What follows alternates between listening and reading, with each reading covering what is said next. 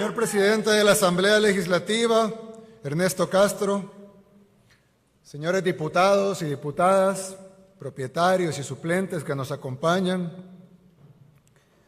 señor presidente de la Corte Suprema de Justicia, Óscar Alberto López Jerez, señores magistrados de las demás salas de la Corte Suprema de Justicia y de la Sala de lo Constitucional, señor vicepresidente de la República, doctor Félix Ulloa y su distinguida familia.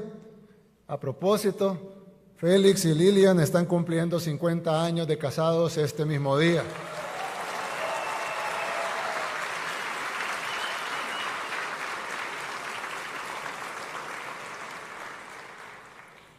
Y decidió invitarla a cenar aquí a la Asamblea.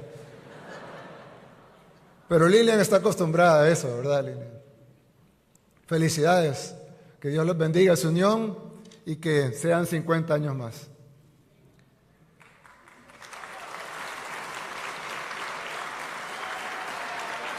Mi querida esposa Gabriela, la primera dama de la República.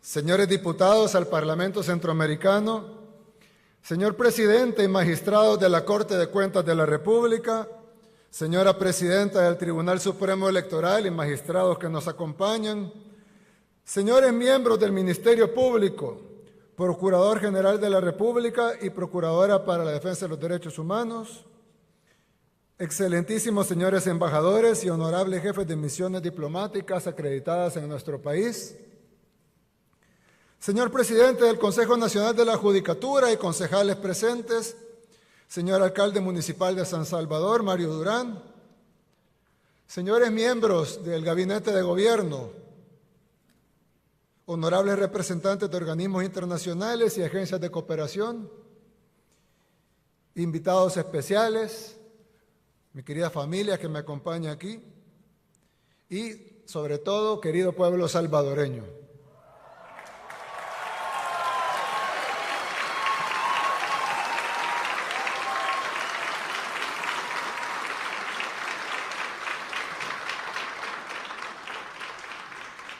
En 4 años, El Salvador es otro país.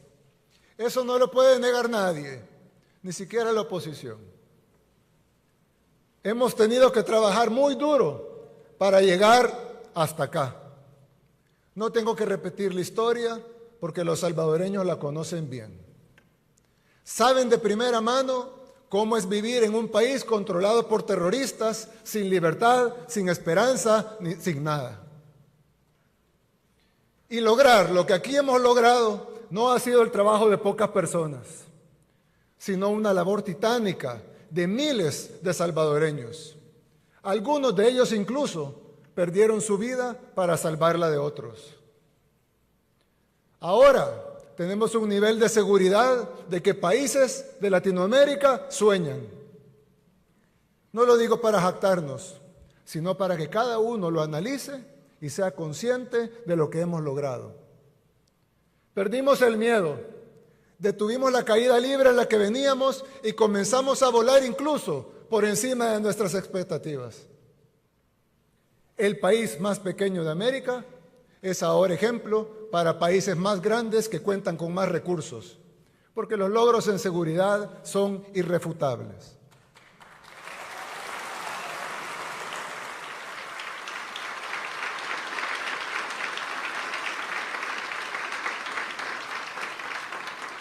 Hoy, la normalidad de los salvadoreños es caminar a las 9 de la noche en su comunidad, o cruzar una calle antes prohibida, o jugar en el parque con amigos de otra colonia. Hasta hace poco tiempo, esas cosas sencillas en otros países eran impensables en El Salvador. Los salvadoreños vivían en zozobra por una estructura terrorista, eficientemente organizada, con tentáculos en todo el estado y con un control casi absoluto del territorio, a excepción de pequeñas burbujas donde vivíamos unos pocos. Las pandillas salvadoreñas eran las más grandes, estructuradas y sanguinarias del mundo. Llegaron a ser tan poderosas que incluso conocedores y especialistas de renombre que vinieron aquí a estudiar el fenómeno aseguraban que era imposible vencerlas. Los pandilleros controlaban quienes llegaban a visitar a la gente en sus casas. También controlaban qué organizaciones podían llegar a hacer trabajo comunitario.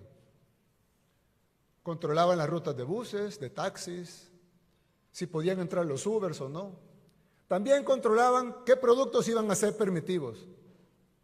Controlaban la venta de drogas, pero también de frutas, de carnes, de vegetales en los mercados. Las pandillas tenían colaboradores para prestar dinero a los comerciantes que luego extorsionaban. Y tenían también niños con los que mandaban a cobrar la extorsión. Los cabecillas tenían moteles y bares, pero también panaderías, talleres de carros y hasta sus propias funerarias para hacer el negocio redondo de la muerte. Y aunque la gente buena en las comunidades no fuera parte, la actividad de las pandillas se los afectaba en todos los aspectos de su vida, quisieran o no. Los pandilleros aprendieron a sacarle rédito a la política corrupta. Recibían dinero por votos, por movilizar gente. Aquí hay algunos casos, incluso documentados en video. Negociaron que las cárceles fueran prostíbulos, también está en video. Y ordenaban muertes desde esos lugares donde se suponía que las fuerzas de seguridad tenían el control, al menos en las cárceles, pero ni siquiera eso. Desde ahí ordenaban las muertes y eso también está documentado. ¿Cuántos niños salvadoreños nacieron, crecieron y murieron sin ni siquiera poder ir a jugar una tan sola vez al parque? Porque había una frontera imaginaria en su colonia que se los impedía. ¿Cuánto dinero se invirtió en nuestro país por tantos años para hacer diagnósticos y planes de seguridad que nunca funcionaron? ¿O funcionaron? ¿Cuánto ganaron los medios de comunicación con vender historias de asesinatos y muertes? Y todo esto solo fue posible por un sistema que se autoprotegía. La muerte hizo a algunos muy ricos, mientras la mayoría de familias vivían encerradas con miedo en comunidades donde todos los días estaba de luto. Esos traumas que nos dejaron tantas décadas de violencia nos llevará muchos años a sanar. Si no, lean la encuesta de salud mental, la primera que se hace en el país, que hizo el Instituto Nacional de Salud. Ahí podrán confirmarlo. Yo lo he dicho varias veces, cambiar un país toma tiempo. En especial un país con tantas urgencias de todo tipo. Por eso tuvimos que crear nuestro propio método, sin permitir que nadie, nacional o extranjero, nos ordenara qué hacer. Sin tener que cumplir compromisos bajo la mesa, porque los únicos poderes detrás de este gobierno han sido siempre Dios y el pueblo.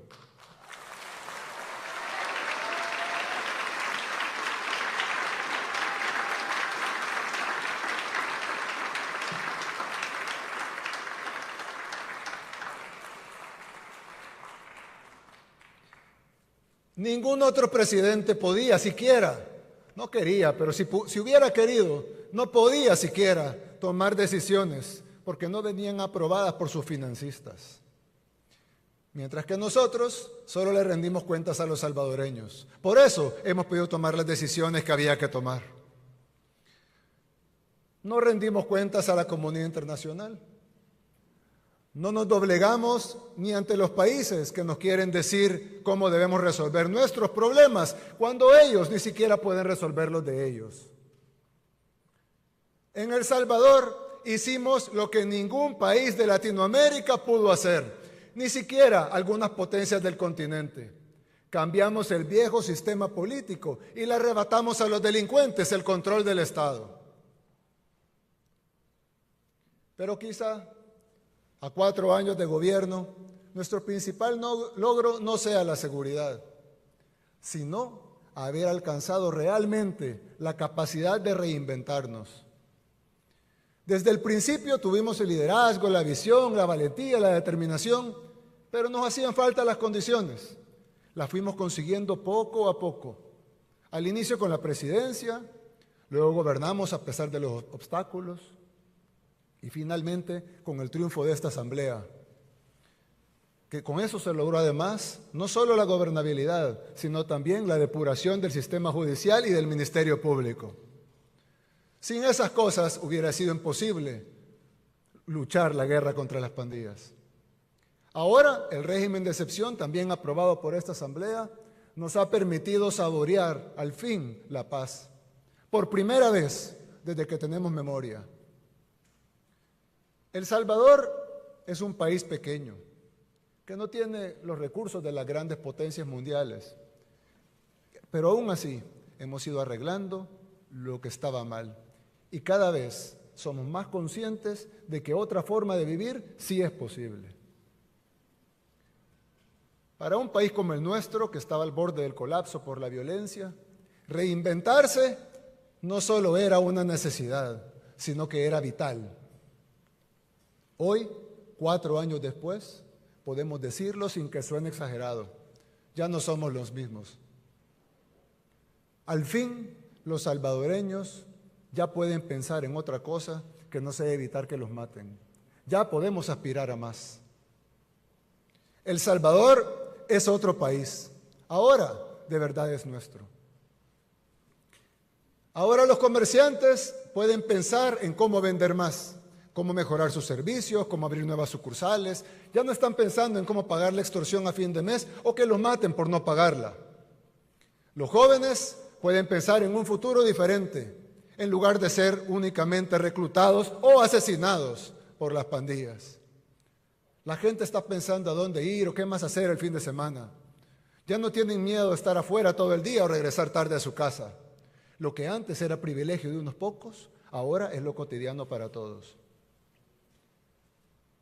Ahora lo cotidiano empieza a hacer que los niños jueguen en cualquier parte, que los vecinos se crucen en cualquier calle, sin importar la hora, que en las colonias los desconocidos dejen de ser una amenaza, que las familias ya no estén separadas por fronteras imaginarias, que los espacios públicos sean de verdad públicos.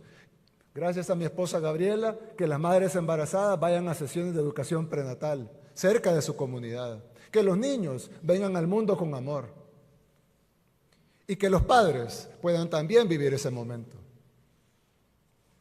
Ahora, lo cotidiano empieza a hacer que la gente vaya al centro histórico en la noche, conciertos todas las semanas, que los hoteles y los hostales estén llenos, que las familias salgan y regresen a sus casas a la hora que quieran, que los padres lleven a los hijos a sus cubos y a las bebetecas, que seamos anfitriones de mundiales de surf, que seamos sede de los Juegos Centroamericanos y del Caribe y de Miss Universo.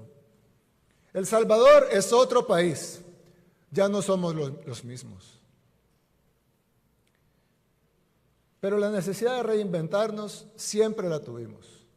Esa necesidad siempre estuvo. La diferencia es que ahora tenemos la capacidad y la voluntad para hacerlo. Y lo demostramos con la guerra contra las pandillas. Todavía no estamos donde queremos en muchas áreas que también son importantes. Sin embargo, hay unas decisiones que no podemos seguir aplazando, porque debemos garantizar una mejor gestión pública y tener los recursos necesarios para satisfacer todas las necesidades que nos faltan. Por eso hoy quise hacer 3 anuncios. El primero es que tengo aquí en mis manos la propuesta para reorganizar la división político-administrativa de El Salvador.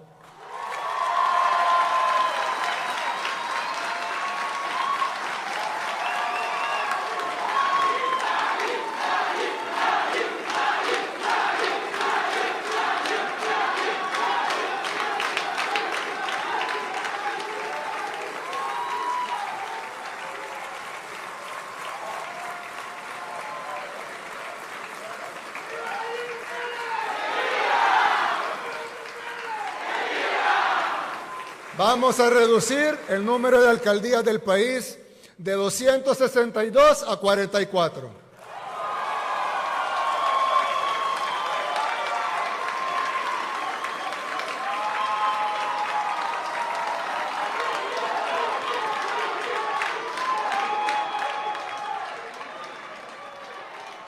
Los municipios actuales se convertirán en distritos, que a su vez integrarán estas nuevas 44 alcaldías.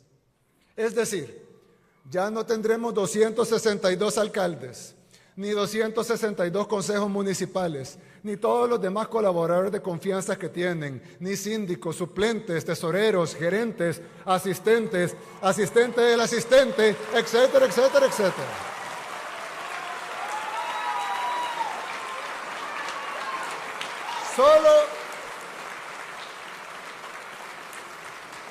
Solo tendremos 44 alcaldes con sus respectivos consejos municipales. ¿Cómo es posible que en un país tan pequeño, de apenas 21,000 kilómetros cuadrados, tengamos 262 municipios? Todos con planillas y gastos administrativos que en la mayoría de casos superan incluso la recaudación de impuestos. Es decir, no queda un centavo para obras. A eso sumémosle que muchos alcaldes solo se dedican a robar. O a ver qué beneficio personal sacan de los recursos de la gente. Y por otro lado, algunos alcaldes honrados que quieren trabajar y que quieren hacer mejores obras, porque los hay, no la mayoría, pero los hay, no reciben tanto dinero como otros municipios, con más negocios, con más servicios y por lo tanto tienen una menor cantidad de impuestos o de presupuesto. Pero quiero dejar claro algunos puntos. Con la reducción de alcaldías y municipios no van a desaparecer las identidades de los municipios. Esas van a continuar convertidas en distritos.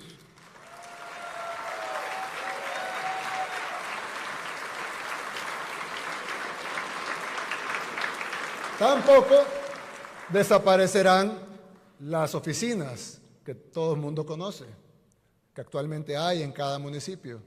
Seguirán ahí, no tendrán que ir más lejos a hacer un trámite. Lo harán en el mismo lugar donde siempre lo han hecho. Las tasas municipales continuarán siendo las mismas en cada distrito, sin incrementos, por decreto.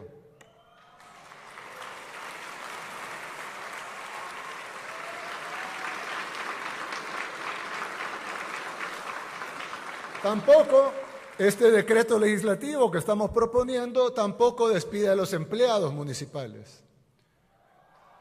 Los que se van son los puestos de confianza. El nombre de los municipios no cambiará, ya que continuarán siendo distritos y podrán seguir celebrando sus mismas fiestas y tradiciones de siempre. Ahora bien, esta decisión sí nos va a permitir varias cosas. Reducir la carga presupuestaria que implica mantener 262 alcaldes con sus concejales, suplentes, síndicos, secretarios, asesores, tesoreros, directores, gerentes jurídicos, jefes de prensa, financieros, etc. Hacer una distribución más equitativa de los impuestos y que los municipios pobres puedan recibir más y al pasar a formar parte de otro conglomerado de municipios con mejores ingresos. Realizar grandes obras que puedan beneficiar a varios municipios desde las alcaldías, que ahora no pueden hacerse por burocracia o por leguleyadas. Mayor uso de los fondos públicos en obras y no en planillas. Todos saben que El Salvador es un país pequeño y que la forma actual es inviable. La forma que ha sido administrado localmente es totalmente inviable. Es algo que debió haberse cambiado hace mucho tiempo y no se hizo. ¿Por qué? Porque no harían nada jamás que golpeara a sus financistas o para el reparto de plazas. Pero ahora sí, ahora se hacen las cosas con valentía y con liderazgo.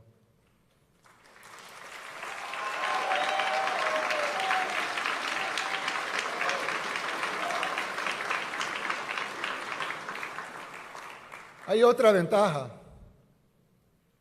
Y es que ahora van a poder elegir mejores alcaldes y también fiscalizarlos. Más fácil elegir 44 que 262. Es más fácil fiscalizar 44 que 262. Por eso deberán trabajar más arduo y con más honestidad que antes, sin distinción.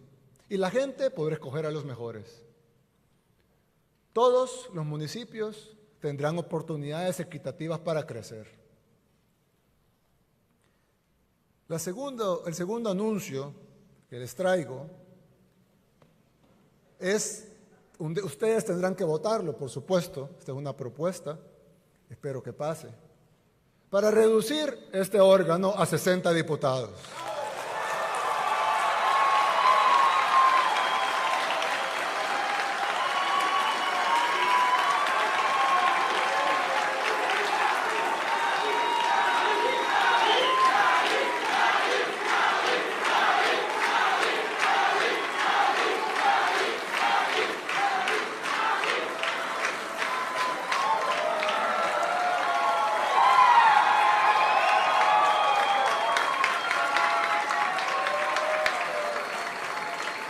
Vamos a reducir esta asamblea a 60 diputados como era antes de que se firmaran los falsos acuerdos de paz. ¿Se fijaron cómo no se levantaron los de la esquina? Esta asamblea tenía 60 diputados. No es un número antojadizo que nos hemos inventado o que se nos ocurrió en el gobierno. Esta asamblea tenía 60 diputados. Pero Arena y el FMLN, en esa farsa que hicieron llamada Acuerdos de Paz, financiada además por todos los organismos internacionales, como el gran logro del país, cuando todos los salvadoreños saben que solo nos costó sangre y subdesarrollo. Pero Arena y el FMLN, en esa farsa que firmaron, en su momento añadieron 24 diputados más a la Asamblea Legislativa para asegurar los curules de sus amigos sin perder los otros curules. Mantener todos los salarios y sus privilegios y dejando entrar a la mesa al FMLN, que fue lo único que se cumplió de los acuerdos de paz, darles a ellos su tajada del pastel. Ese incremento de los diputados incluso fue declarado inconstitucional por una pasada sala de lo constitucional. ¿Y qué hicieron los diputados? No les importó. Cambiaron la ley y quitaron la plancha nacional y lo que hicieron fue incrementar los diputados por departamento para mantener siempre los 84 diputados que se habían repartido. Ahora venimos a corregir esta plana. Ambas propuestas, y espero que así sea, deberían estar aprobadas y en marcha antes de las elecciones generales del 2024.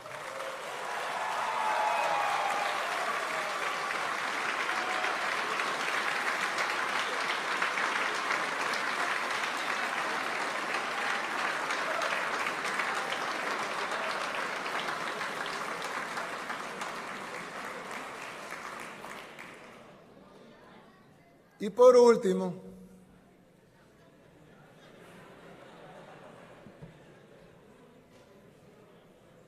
por último, quiero anunciar algo que es aún más importante que las dos cosas que dije anteriormente.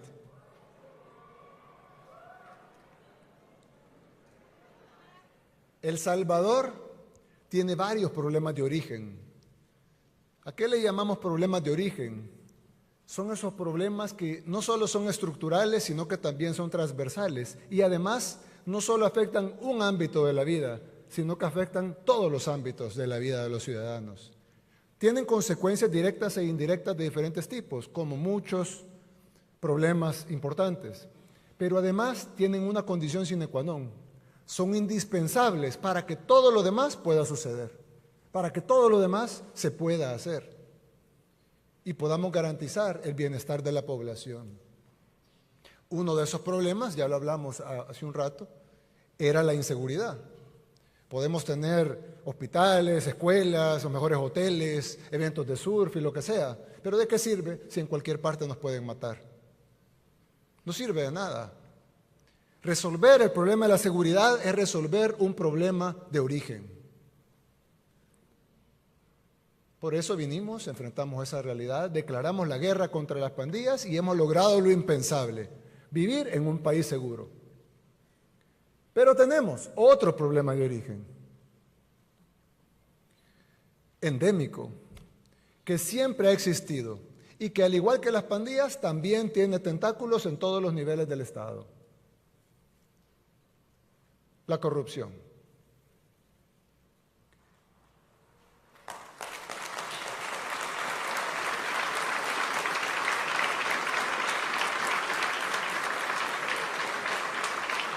Así como la delincuencia, la corrupción afecta todas las áreas de la vida.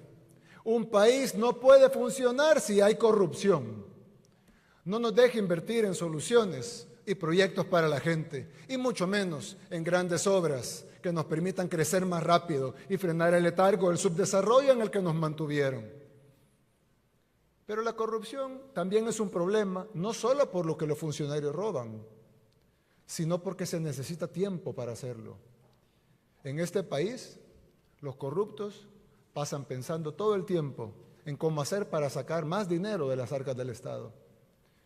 Y no gobiernan. Están gobernando, pero no gobiernan. Y si no, regresen al pasado y vean lo que se hizo en los últimos 5, 10, 15, 20, 30, 40 años. Y ojo, para que exista el funcionario corrupto, generalmente también hay un empresario corruptor. En la mayoría de los casos, tiene una tajada más grande incluso que el funcionario. Paga 1 millón para robar 10 millones. Así que mi tercer y último anuncio, el más importante de los 3 que daré esta noche, es que hoy declaramos la guerra contra la corrupción.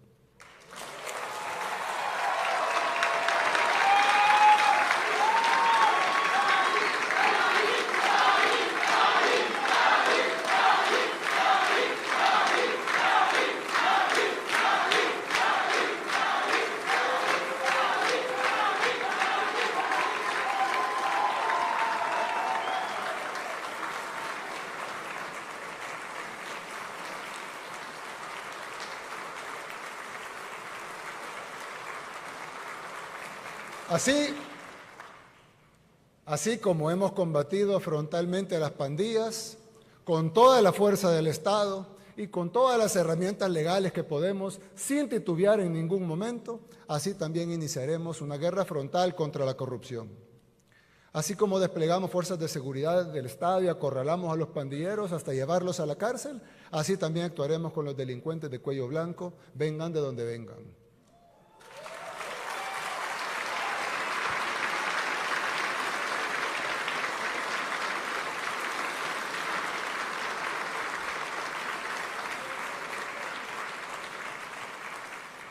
Porque nadie tiene derecho a ser corrupto. Que nadie piense que está blindado. Pero no solo usaremos todas nuestras herramientas legales para llevar a cabo esta guerra, sino que así como construimos una cárcel para los terroristas, también construiremos una cárcel para los corruptos.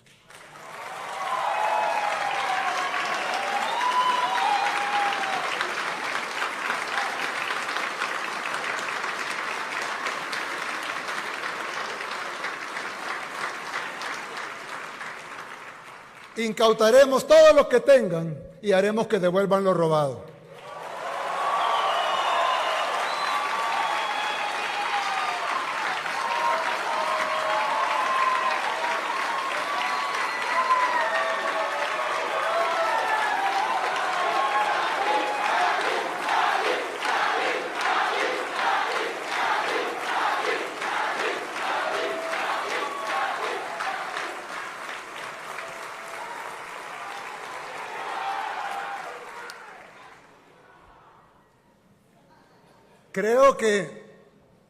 Creo que algunos se han dado cuenta que no nos acompaña esta noche el señor Fiscal General de la República. Es porque en este momento el Fiscal General se encuentra allanando y extinguiendo el dominio de todas las propiedades de Alfredo Cristiani.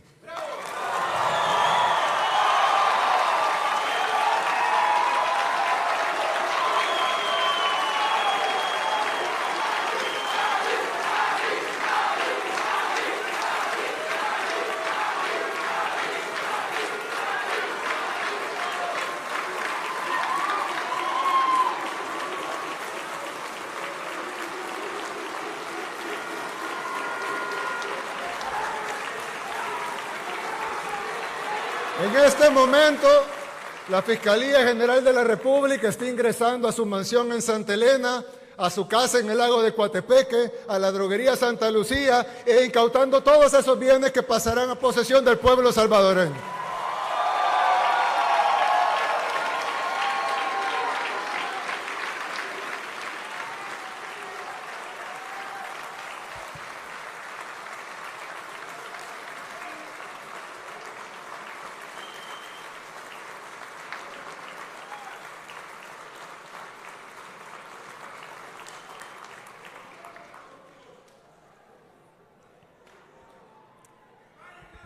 Pero este no será el único, por supuesto. Reinventarnos significa hacer lo que nadie antes tuvo el valor de hacer. Obligar a uno de los mayores corruptos de nuestra historia reciente a que devuelva lo robado.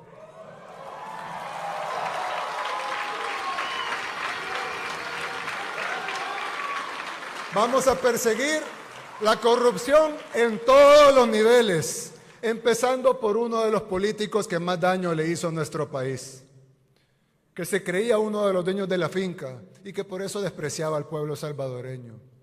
Curioso que no vi al FMLN aplaudir. ¡Traidores!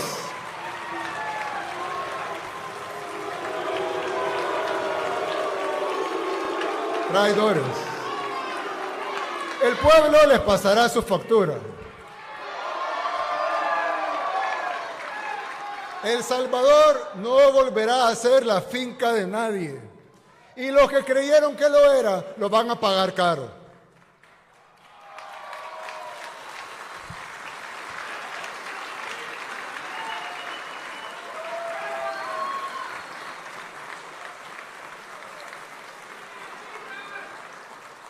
No importa si robó hace 1, 5, 10, 30 años. Les recuerdo que gracias a las reformas hechas en esta Asamblea Legislativa, los delitos de corrupción ya no prescriben.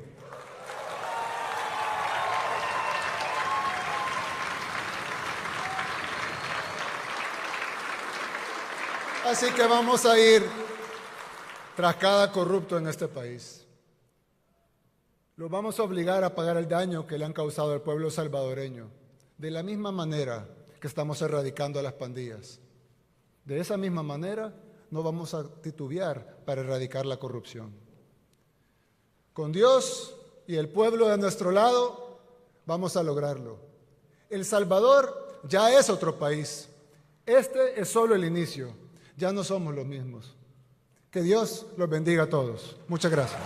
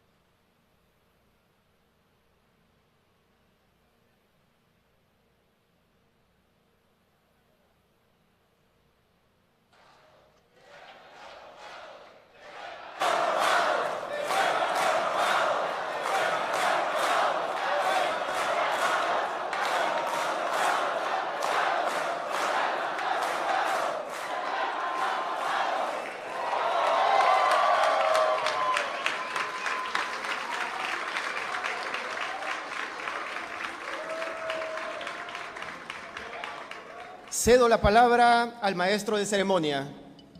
Invitamos a todos los presentes a ponerse en pie para presenciar el retiro del pabellón nacional. Unidades, atención, ¡fir! Al hombro, ¡fir! Vista a la derecha, atención, presenten, ¡fir!